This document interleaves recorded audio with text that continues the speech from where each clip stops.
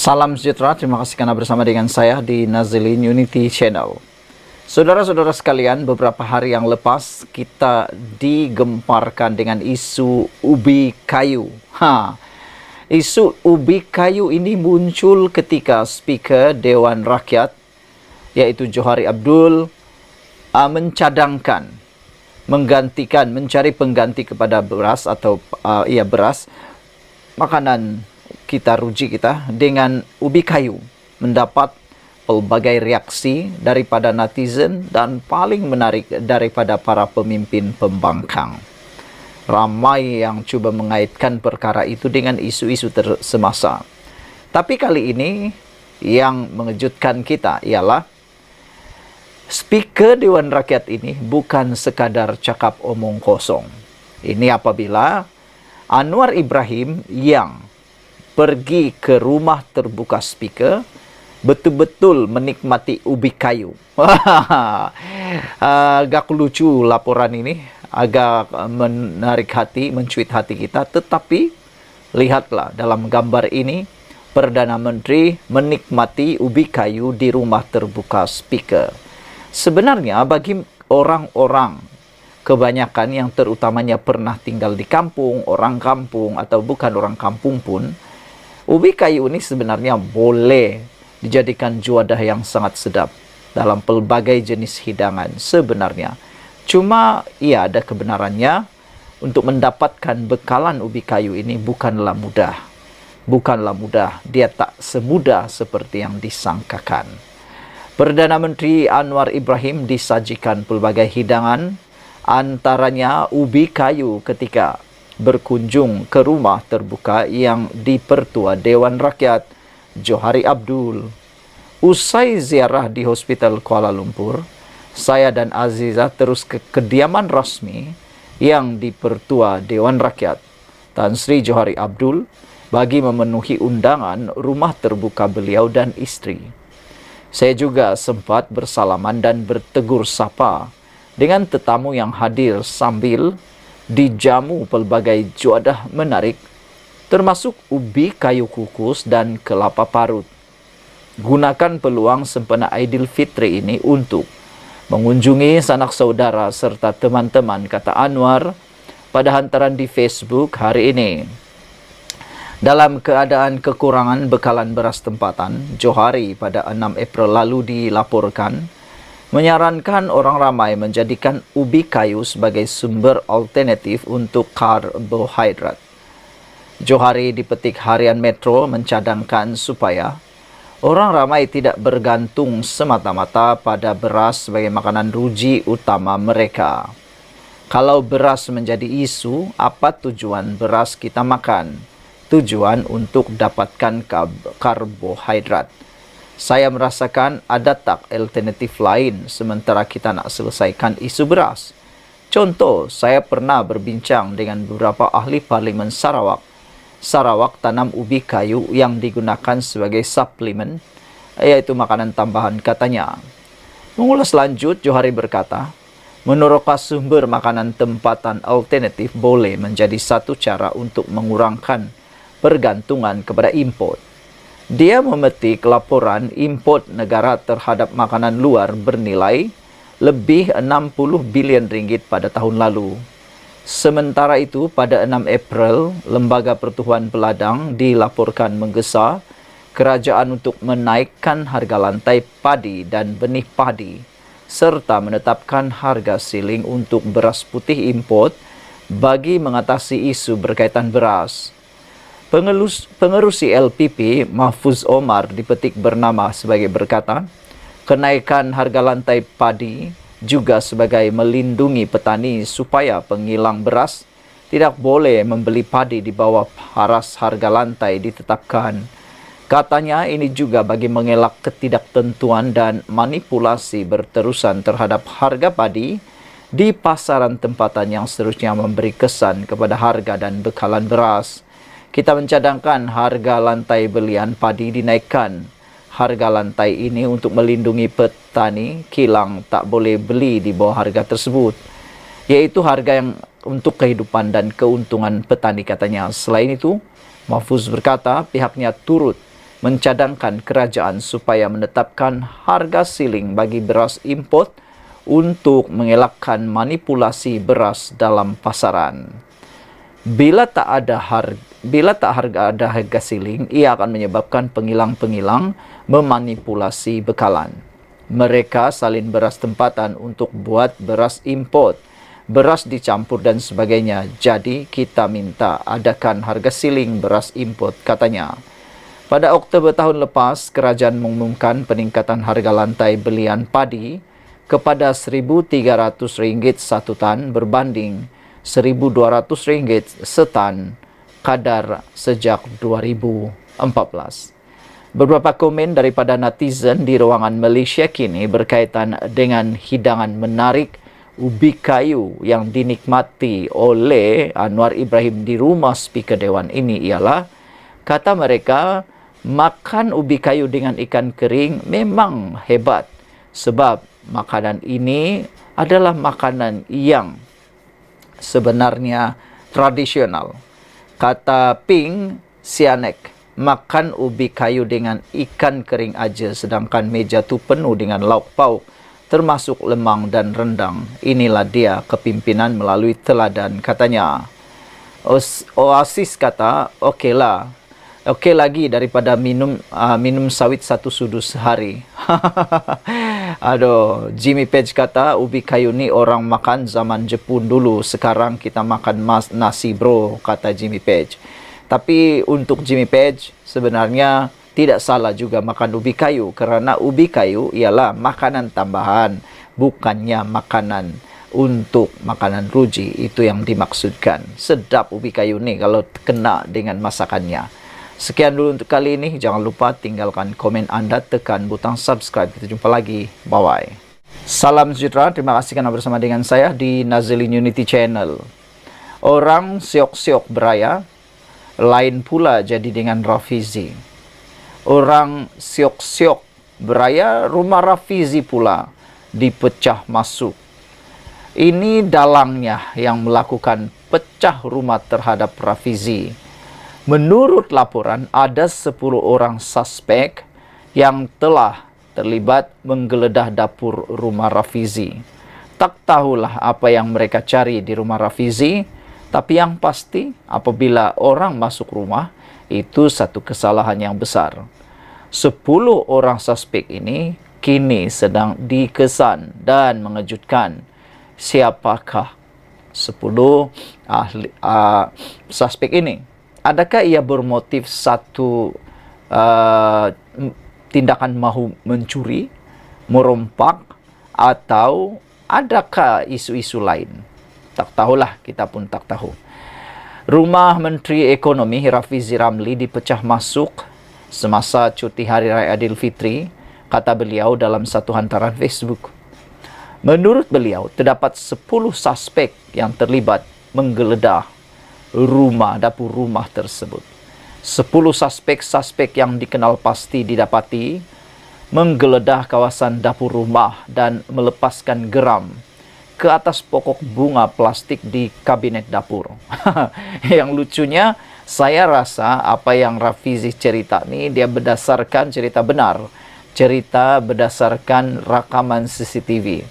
Tapi yang hairannya, rakaman CCTV itu mungkin memperlihatkan reaksi ataupun tingkah laku 10 suspek yang melepaskan geram ke atas pokok bunga plastik di kabinet dapur. Nak cakap bodoh pun susah, nak cakap kurang pintar pun susah, nak cakap kita tak tahulah. Yang pastinya hanya orang bodoh yang masuk rumah orang nak mencuri. Lepas tu nak melepaskan geram pula ke atas pokok bunga. Harap-harap dengan segeralah polis dapat menangkap, mengesan 10 orang suspek ini. Kata Rafizi, kesemua suspek adalah kucing-kucing yang dimilikinya. Beberapa suspek cuba melarikan diri ke atas rumah dan melarikan kelengkapan senaman tuan rumah, tetapi tidak berjaya. Suspek terakhir ditangkap semasa sedang bersembunyi di celah-celah pokok. Motif dipercayai berpunca daripada rasa tidak puas hati 10 suspek yang tidak dibawa pulang beraya di kampung. Aduh, rupa-rupanya Rafizi ini bergurau saja. Bukan rupa-rupanya manusia yang masuk di rumah Rafizi. Saya sendiri pun agak terkejut dengan perbuatan prank daripada Rafizi ini. Rupa-rupanya 10 suspek yang menggeledah dapur rumah Rafizi itu yang telah dikenal pasti ini ialah kucing-kucing Rafizi sendiri. Apalah Rafizi ini kan, benda ni pun menjadi kecoh juga. Ramai juga netizen yang memuji prank daripada Rafizi ini. Ramai juga yang kata, apa Rafizi punya buang takbiat kah, kata mereka. Kita pun rasa lucu jugalah. Saudara-saudara sekalian, apa yang mengejutkan dan apa yang membuatkan kita rasa lucu ialah motif dipercayai berpunca dari rasa tidak puas hati 10 suspek yang adalah kucing Rafizi yang tidak dibawa pulang beraya di kampung. Lain kali Rafizi bawalah kucing tu. Sekian dulu untuk kali ini. Jangan lupa tinggalkan komen Anda. Jangan marah-marah. Ini hari raya pertama, kedua, ketiga. Kata Rafizi, maaf zahir dan batin. Kita jumpa lagi. Bye-bye. Salam sejahtera. Terima kasih karena bersama dengan saya di Nazlin Unity Channel. Ini keputusan terkini daripada Parti Bersatu. Susulan sokongan 7 ahli parlimen dan seorang adun kepada Anwar Ibrahim, Perdana Menteri Malaysia. Disangkakan 7 orang ini bakal kehilangan kerusi. Tapi ini pula yang terjadi. 7 wakil rakyat bersatu yang berpaling tadah perlu kosongkan kerusi, kata Razali. Keahlian 6 ahli parlimen dan seorang ahli Dewan Undangan Negeri adun bersatu yang berpaling tadah kerana menyokong Perdana Menteri Datuk Seri Anwar Ibrahim sudah tergugur secara automatik dan perlu mengosongkan kerusi kawasan masing-masing. Ketua Penerangan Bersatu Datuk Razali Idris berkata, mereka tidak perlu menunggu surat pemecatan. Sebaliknya, keahlian mereka tergugur selepas Jabatan Pendaftaran Pertubuhan ROS meluluskan usul pindaan perlembagaan parti itu. Namun yang menjadi perdebatan dalam media sosial, khususnya para pemerhati politik dan juga pengikut bebas politik, mereka mempersoalkan idea pemecatan itu. Mereka bertanya, adakah dengan pemecatan itu, maka secara tidak langsungnya, mereka sebenarnya tidak kehilangan kerusi kerana mereka tidak keluar parti, tidak meninggalkan parti, tidak lompat parti. Kerana kata beberapa netizen, mengikut pemahaman mereka, apabila seseorang ahli parlimen ataupun ahli Dewan Undangan Negeri dipecat, mereka bukan lompat parti. Maka dengan itu, mereka tidak perlu mengosongkan kerusi, kata mereka. Selain daripada itu, ada juga netizen yang mengatakan, belum tentu mereka akan kehilangan kerusi mereka kerana prosesnya masih terlalu jauh. Di mahkamah saja memerlukan sehingga ke Mahkamah Persekutuan. Sekurang-kurangnya mengambil masa 1, 2 atau boleh sehingga 3 tahun prosesnya. Jadi dengan itu, kalaulah Speaker Dewan Rakyat tidak mengambil keputusan dan mengarahkan kepada mahkamah pula, apakah ini tidak akan membawa keuntungan apa-apa kepada Parti Bersatu? Dan pindaan perlembagaan mereka itu hanya akan menjerat mereka sendiri pada PRU akan datang. Itulah yang menjadi persoalan kepada ramai netizen dan juga pemerhati politik.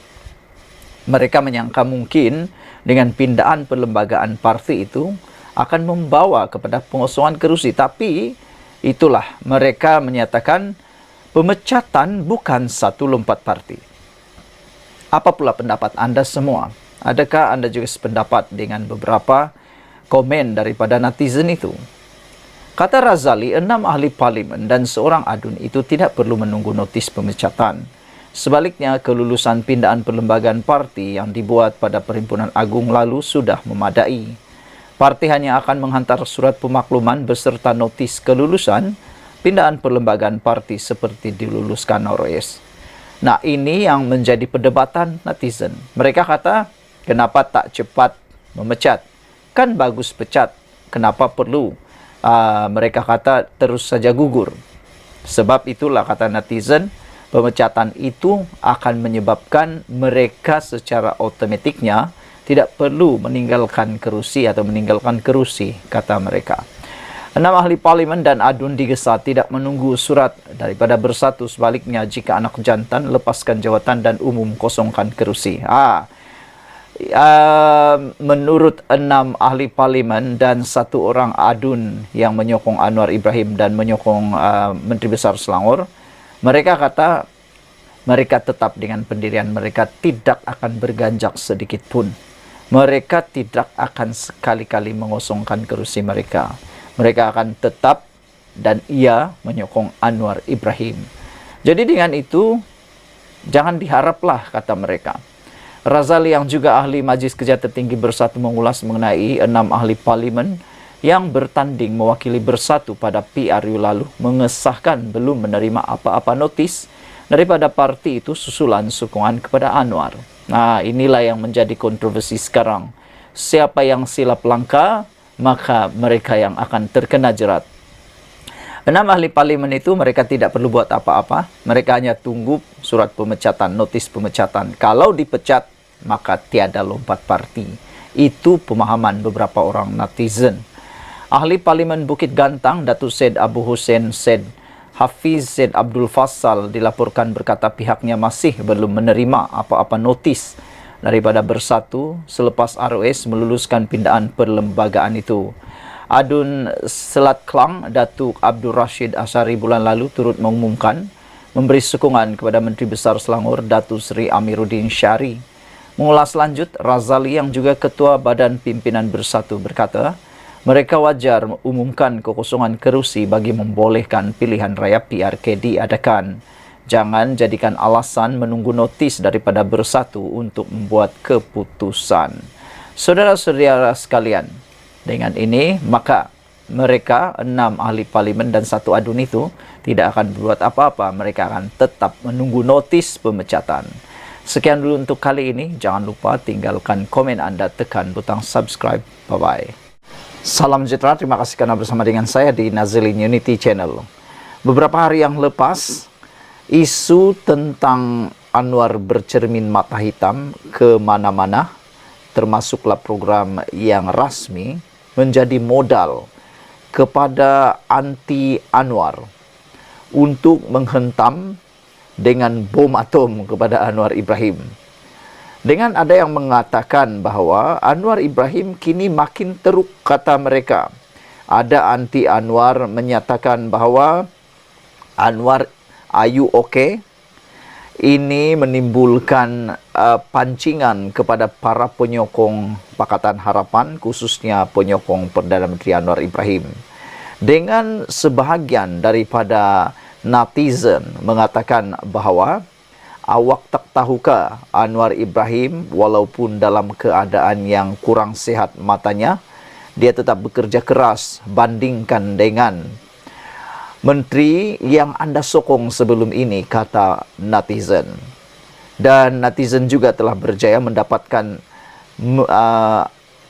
sebab punca Anwar Ibrahim menggunakan cermin mata hitam itu. Menurut satu laporan The Star, Perdana Menteri telah mengalami reaksi alergik di kedua-dua belah matanya sehingga terpaksa menggunakan cermin mata hitam tersebut.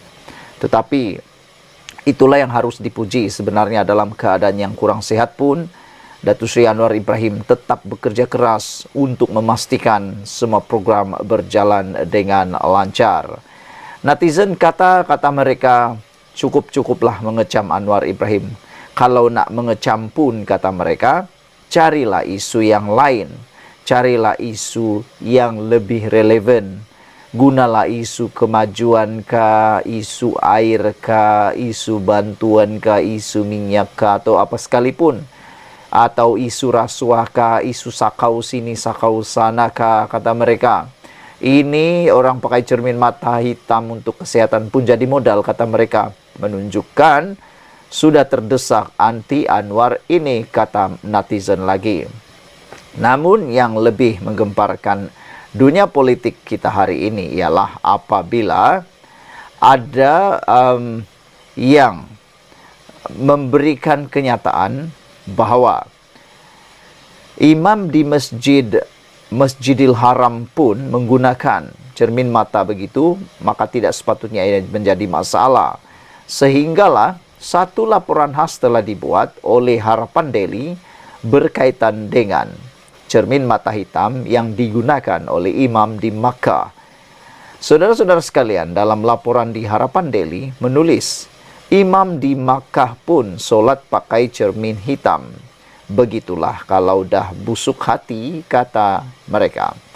Heboh, golongan pembenci Datuk Seri Anwar Ibrahim menganggap Perdana Menteri sebagai tidak beradab ketika imam di Mekah pun solat memakai cermin hitam.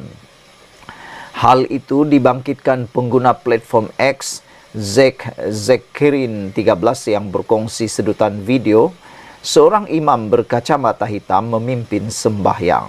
Nih, imam di Mekah pun solat pakai cermin mata hitam. Jutaan jemaah dia bawa. Adakah dia dikira tak beradab? Soal beliau. Kalau ia pun tak suka dekat Perdana Menteri Anwar Ibrahim, janganlah sampai tunjuk sangat kita ni tak berilmu langsung dalam bab agama, kata beliau. Pakai cermin mata hitam, masa solat tetap sah dan tak ada kaitan pun dengan adab, tulisnya. Bahkan, dia mengingatkan sikap bersangka baik sebenarnya adalah adab yang diajar Islam.